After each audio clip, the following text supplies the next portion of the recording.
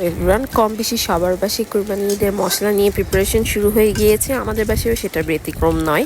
আম্মুর জন্য মাংস রান্নায় কষ্ট না হয় এর জন্য আমি হরেক রকমের মশলা তেলে ভালো মতো করে ব্লেন্ড করে রাখবো এবং প্রতিটা বক্স আলাদা করে রাখছি। এখানে আমি প্রথমে বানিয়ে নিচ্ছি একটি শাহি মশলা, যেখানে শাহি সব রকমের মশলা অ্যাড করেছি। পাঁচফোড়ন থেকে শুরু করে গরম মশলা ভালো মতো তেলে ঠান্ডা করে এরপর ব্লেন্ডার জারে দিয়ে দিবে। এই ব্লেন্ডার জারটা খুবই ভালো, আমরা এটা নিউ মার্কেট থেকে কিনেছিলাম। এতে নিমিশেই সব কিছু মশলা তাড়াতাড়ি গুঁড়ো হয়ে যায়। এই মশলাটা যখন তোমরা গরুর মাংস ভুনা করে দিবে তখন দেখবে যে একটা আলাদা রকম টেস্ট এনহ্যান্স করবে। অবশ্যই তোমরা বাসায় একবার মশলা বানানো ট্রাই করে দেখতে পারো। এখানে বানিয়ে নিচ্ছি জিরা গুঁড়া। জিরা গুঁড়া 12 মাসই লাগে, প্রতিটা বাংলাদেশি বাসায় জিরা গুঁড়া is a must. Huge 2 box জিরা গুঁড়া বানিয়েছি। বাসায় যত জিরা ছিল সব গুঁড়ো করেছি তেলে। পাশাপাশি আমার বাবাও কিছু জিরা বাহির থেকে কিনে নিয়ে এসেছিল, অলমোস্ট 1 কেজির মতো। এক বক্সে জিরা আমি তেলে নিয়েছি, আর এক বক্সে টালা ছাড়া। এখন দুইটার ফ্লেভার 2 রকম হয়, কোনটা বেস্ট হয় আমি সেটা চেক করতেই এই কাজটি করেছি। আমু যদিও জানে না, জানলে বেশ বকাই দিবে, কারণ আমু আমাকে বলেছিল প্লিজ তেলে নিবা, কারণ তেলে নিলে ফ্লেভারটা খুবই ভালো আসে।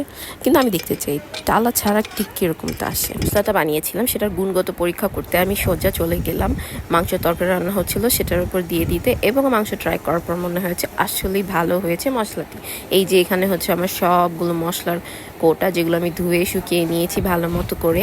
এগুলো প্রথমে একটা টিপস দিই, হ্যাঁ, মশলা যখন তুমি ভালো মতো গুঁড়া করবে এরপর একটু ঠান্ডা হতে দেবে।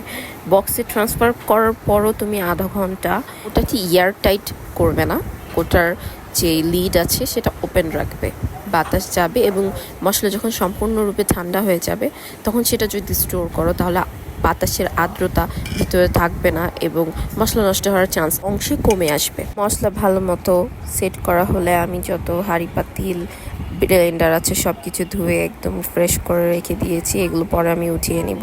আরেক পাশে আমি সরিষার তেলে লেমন পেপার চিকেন ট্রাই করছিলাম, শুধু একবেলার জন্য, আমার জন্যই, তাই এখানে চিকেনের পরিমাণ অনেক কম। দই এবং সরিষার তেলের সাথে সব রকম মশলা মিক্স করে দিয়ে আমি ম্যারিনেটেড চিকেনটা দিয়ে ভালো মতো পানি দিয়ে ঢেকে দিব, এবং ঢাকার পর 10 মিনিটের মধ্যে এটা তৈরি হয়ে যায়। কারণ চিকেনটা আমি সেই দুপুরের দিকে ম্যারিনেট করেছিলাম, আর এখন সন্ধ্যার প্রায়। কাজ করতে করতে কখন সময় চলে গিয়েছে বুঝতেও পারিনি। এবং যখন আমি ম্যারিনেট করেছিলাম তখনই মাংসটা আস্তে আস্তে সফট হয়ে এসেছিলো। তো রান্না করতে আমার বেশি সময় লাগবে না, আর আমরা সবাই জানি ফিশ চিকেন এগুলো রান্না করতে বেশ কম সময় লাগে গরুর মাংসের তুলনায়। পাশ দিয়ে লেগে গিয়েছিল, কাজে হাঁড়ি পাতিল ধুচ্ছিলাম তাই পাশ দিয়ে লেগে গিয়েছে, ব্যাপার না। তা রেসিপিটি ঠিক কেমন হয়েছে এর ডিটেল একটা ভিডিও আসবে। এই পাশ দিয়ে দেখি আমার আম্মু চিকেন ধুয়ে কেটে বেছে রেডি করে নিচ্ছে, এখন পলিথিন করে ফ্রিজে ঢুকিয়ে রাখবে পুরোটা ঈদের সময়, যেন ভালো ভালো রান্না করা যায়। এই তো আজকে এই পর্যন্তই।